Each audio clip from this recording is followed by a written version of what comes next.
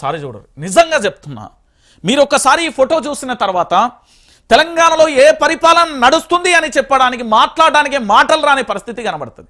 Yes, Ranjith మాట్లాడుతున్నాడు, బాజాప్తగా మాట్లాడతాడు. భయ్ ఉండేది ఇక్కడ, నేను శాశ్వతంగా ఉండడానికి రాలే, ఇక్కడ శాశ్వతంగా బ్రతకం, ఇక్కడ ఎక్కువ రోజులు కూడా బ్రతకం.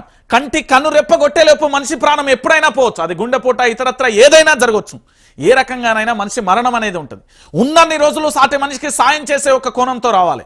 కానీ ఈరోజు తెలంగాణ రాష్ట్ర ముఖ్యమంత్రి యనుమల రేవంత్ రెడ్డి గారు పీఠం ఎక్కిన తర్వాత తాను దేనికోసం ఏడుస్తున్నాడో తెలుసా?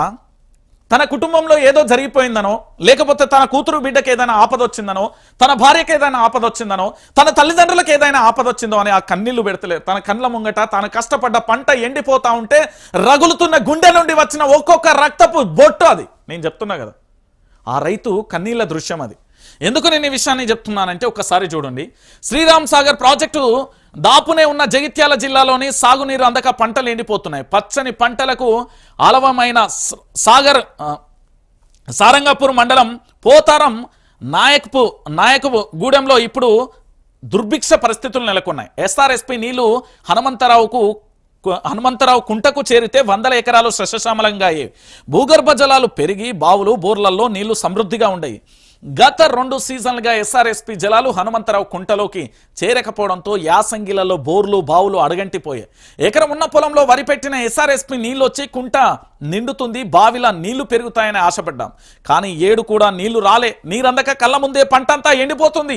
ఇప్పుడు నాకు దిక్కెవరు, ఆదుకునేటోళ్ళు ఎవరు అంటూ రైతు భూమారెడ్డి ఎండిన తన పంటను చూసి కన్నీరు పర్యతమవుతున్న పరిస్థితి. ఇది సారంగపూర్కు సంబంధించి జగిత్యాలకు సంబంధించిన ఒక అంశం అండి. ఎంత బాధాకరమైన విషయం అంటే తెలంగాణ ప్రాంత బిడ్డలారా మీరే ఆలోచించండి. ఇంతకంటే బాధాకరమైన విషయం ఈ రైతుకు సంబంధించి నేను తనను ఏంది అంటే తను ఏడ్చిన దృశ్యాలకు సంబంధించి ఆ విజువల్ తీసుకొచ్చే ప్రయత్నం చేసిన. ఇక ఒక్కసారి ఇక్కడ చూడుర్రి, నిజంగా బాధ అనిపిస్తుంది. ఈ చిత్రం చూసిన తర్వాత నిజంగా కూడా కన్న తల్లి పురిటి నొప్పుల బాధతో ఏడుస్తున్నప్పుడు ఎట్లొస్తుందో ఇక్కడ కన్నీళ్లు పెడుతున్న ఈ రైతును ఒక్కసారి చూడు, మీరే చూడరు. ఎందుకు నేను ఈ విషయాన్ని చెప్తున్నా అంటే తెలంగాణ ప్రాంత బిడ్డలారా ఈ వీడియో ఒక్కసారి మీరు చూడండి. కన్నీళ్లు పెట్టుకుంటున్న రైతులు. ఎందుకు నేను ఈ దృశ్యాన్ని పెడుతున్నా అంటే తెలంగాణ యావత్తు సమాజం కూడా చూడాలి. ఈ రోజు కాళేశ్వరం ప్రాజెక్టు ఉంది, మేడిగడ్డ ఉన్నది, అన్నారం ఉన్నది, దాంతోపాటు చాలా ప్రాజెక్టు కాలువలు రిజర్వాయర్లు దాంతోపాటు అనేకంగా ఉన్నాయి కదా. మరి ప్రభుత్వానికి ఏమైంది? అధికారుల నిర్లక్ష్యమా? వ్యవసాయ శాఖ మంత్రి ఎక్కడా? భారీ నీటిపారుదల శాఖ మంత్రి ఎక్కడా? నీళ్లు లేక అల్లాడిపోతున్న నా తెలంగాణను చూసి మేము ఏం చేయాలి అని రగులుతున్న పరిస్థితి. గతంలో వీళ్ళు ఇదే కాంగ్రెస్, దిక్కుమాల కాంగ్రెస్ 2024లో వచ్చినప్పుడు గదే ఎండాకాలం గదే పరిస్థితి. వీళ్ళు అధికారంలోకి వచ్చిల్లో రాలేదో గప్పుడు గదే పరిస్థితి. ఈ రోజు పరిస్థితి గదే. అంటే తెలంగాణ సమాజం కూడా ఒకసారి ఆలోచించాల్సిన విషయం.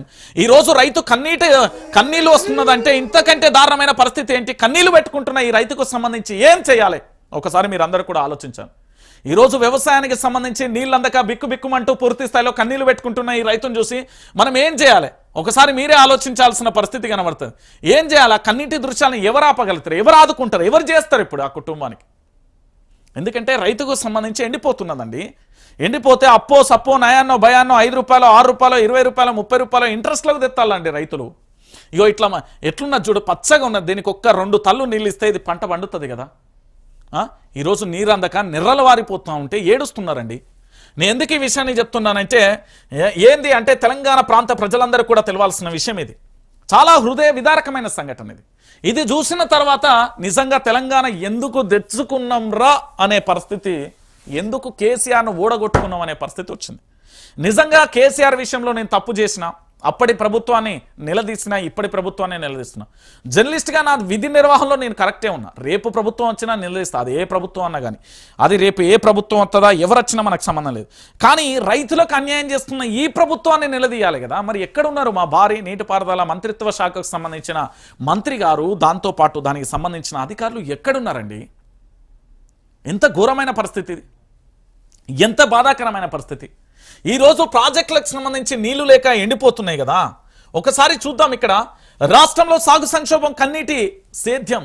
నీళ్ళడిగినా పట్టించుకొని కాంగ్రెస్ ప్రభుత్వం. ప్రాజెక్టుల పరిధిలో ఎండుతున్న పంటలు, శ్రీరామ్ ప్రాజెక్టు దిగువన నీటిగోస, గడ్డెన్న వాగు కింద యాసంగి ప్రశ్నార్థకం, వెంగళరావు ప్రాజెక్టు కింద దుర్భిరమే, ఇరుకుల్ల వాగు వచ్చిపోయే రైతుల గగ్గోలు, నారాయణపూర్ రిజర్వాయర్ కిందనే ఉన్న 10 ఏళ్లలో తొలిసారి నీటి కటకట, రైతు కండ్ల ముందే ఎండుతున్న పంటలు అంటూ కూడా చూస్తున్నాం. దేవుడు పోయి దయ్యం వచ్చింది. నేను చెప్తున్న మాట కాదు. ఒరే పిల్లగా రాత్రిపూట గట్ట మొకాన పోకు, ఆ మర్రి చెట్టు కింద, తాడి చెట్టు కింద, ఈత చెట్టు కింద ఏదో దయ్యం ఉన్నది అని ఊళ్ళల్లో ఒక ప్రచారం నడుస్తుంది. కానీ ఈరోజు తెలంగాణ రాష్ట్రానికే దయ్యం వచ్చిందనేది ఈ అక్క చెప్తున్నది. ఏమంటున్నది అక్క అంటే, దేవుడు పోయి దయ్యం వచ్చింది, దేవుడు పోయి దయ్యం వచ్చినట్లయింది. మేము సచ్చినమా బ్రతికినమా అని కనీసం చూస్తలేరు. మా ఎమ్మెల్యే ఎవరో కూడా మాకు తెలియదు. ఆయన్ను కేసీఆర్ను యాది చేసుకుంటూ గిట్లా బ్రతుకుతున్నాం. ఏంది, వరంగల్ జిల్లాలోని పాలకుర్తి నియోజకవర్గానికి సంబంధించిన ఓ మహిళా రైతు ఆవేదన వ్యక్తం చేశారు. రాష్ట్రంలో కాంగ్రెస్ సర్కార్ అధికారంలోకి వచ్చాక రైతుల పరిస్థితి ఆగమైందని, ఓ వైపు రైతు బంధు ఇవ్వలేదు, రైతు రుణమాఫీ చేయలేదు, దాంతోపాటు రైతు బీమాలు కూడా రాని పరిస్థితి. ఇక్కడ తెలంగాణ రాష్ట్రానికి సంబంధించిన రైతులు దాదాపుగా 400 పైచీలకు మట్టిపూలు నేలరాలిపోయిన పరిస్థితి కనబడుతుంది. మరి దీని సంగతి ఏంది అని అడుగుతున్నది ఆ తల్లి. ఎవరు సమాధానం చెప్పాలి, ఏంటి అనేది ఒకసారి మీరు అందరూ కూడా ఆలోచించాల్సిన పరిస్థితి కనబడుతుంది. ఈరోజు యావత్తు తెలంగాణ ప్రాంత ప్రజలందరూ కూడా ఆలోచించాల్సిన విషయం ఏంటంటే, ఈ తెలంగాణ రాష్ట్రంలో ఇప్పటి వరకు ఈ రైతుకు సంబంధించి ఇంత కన్నీళ్లు పెడుతున్న పరిస్థితి కనబడుతుంది కదా. ఏం చేద్దాం? పురుగుల మందు తాగి రైతు దంపతులు ఆత్మహత్య. ఇవి చదవలేక నిజంగా కూడా రాత్రి మధ్యాహ్నం బువ్వ తినాలంటేనే ఏడిపోతుంది నాకు. అన్నం పండించే రైతన్న చనిపోతున్నాడు అంటే ఎవరికైనా బాధ అనిపిస్తుంది. పై ప్రభుత్వానికంటే అది దున్నపోతులు ఎక్కువ ఉన్నది. ఆ దున్నపోతు మీద వాన పడ్డా, చలివెట్టినా, ఎండగట్టినా ఏది కాదు. ఈ ప్రభుత్వం చల్లగుండా ఎప్పుడు పోతుందో ఏం కథనో అంటున్నాం. ఇది నేను చెప్పిన మాట కాదు, రైతులు ఇట్లనే అడుగుతున్నారు. తెలంగాణ రాష్ట్ర వ్యాప్తంగా కూడా పరిస్థితి ఇట్లనే మారిపోయింది. ఈరోజు తెలంగాణలో పరిస్థితి ఇది. ఇప్పుడు దీనికి ఎవరు సమాధానం చెప్పాలి? రాష్ట్ర ముఖ్యమంత్రి పట్టించుకోడు, రాష్ట్ర వ్యవసాయ శాఖ మంత్రి పట్టించుకోడు, రాష్ట్రానికి సంబంధించిన భారీ నీటిపారుదల శాఖ మంత్రి పట్టించుకోరు. మరి ఎవరు పట్టించుకోవాలి? ఈ మా తెలంగాణ ప్రాంత ప్రజలను ఎవరు రక్షించాలి? మా తెలంగాణ ప్రాంత ప్రజల కోసం ఎవరు పోరాటం చేయాలి? మరి ప్రజల చేత, ప్రజల కొరకు ఎన్నుకోబడిన నేతలేమో పోలీసుల చేత ఏంది అంటే ఒక సామాన్యులకు కూడా ఇబ్బంది పెట్టే ప్రయత్నం చేస్తున్నారు కదా. కానీ మా పరిస్థితి ఏం గాను? ఈరోజు మా పంటలు ఎట్లా వండాలి, మా జీవితం ఏంది, మా కొడుకు బిడ్డల పరిస్థితి ఏంది, మా నేల తల్లి నెర్రలు వారిపోయి కన్నీళ్లు పెడుతూ ఉంటాము పరిస్థితి కనబడుతుంది. పచ్చాని భూమికి రంగేసినట్లుగా గత కేసీఆర్ ప్రభుత్వంలో ఉండే ఈరోజు ఈ పరిస్థితి ఏంది? ఏం చేయాలి?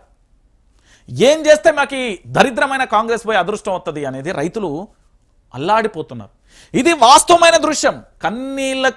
కళ్ళకు కనిపించే సజీవమైన సాక్ష్యాలని నేను చెప్తా.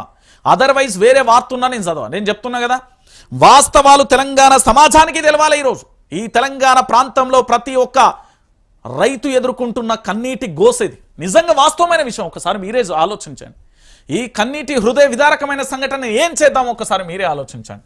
ఇంతకంటే దారుణమైన పరిస్థితి, ఇంతకంటే ఘోరమైన పరిస్థితి ఇంకేం చేయాలి? ఏం చేయాలి? ఇక దీంతో పాటుగా మరొక అంశాన్ని కూడా చూసే ప్రయత్నం చేద్దాం. ఇక్కడ ఏంది అంటే పరీక్ష ఓ ఏడాది 365 రోజుల పాటు చదివిన పరీక్షకు మా ఎస్ఐ